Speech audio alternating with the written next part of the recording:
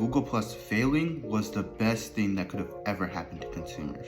First of all, does anyone actually remember Google Plus? Google Plus was released on June 28th, 2011. It was a social media platform that was meant to compete with the likes of Twitter and Facebook, but it failed miserably. Now, I actually want to talk about why Google Plus failing is the best thing that could have ever happened to consumers. First of all, the reason Google Plus failed is because it offered nothing new. Now, the idea behind it was to be some sort of combination of Facebook and Twitter. This sounds good in theory, but in practice, Google missed the ball on that one. The app simply offered nothing new.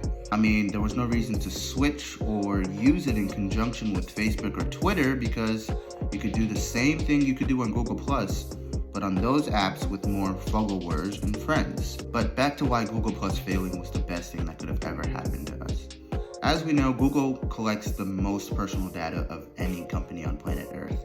I'm talking about the websites you visit, the apps you download, the ads you click on. They know everything.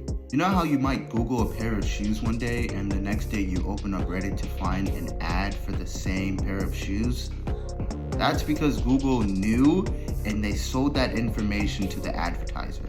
Now imagine if Google had access to your social media data.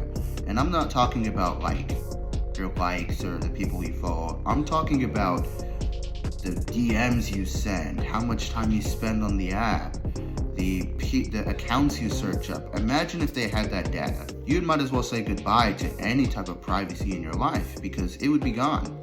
Hypothetically, if Google Plus succeeded and let's say it became one of the top 3-4 social medias in the world, the only way you could keep something private from the monopoly that is Google is if you just stop using the internet in its entirety, because you would have no way to hide from them. So that's why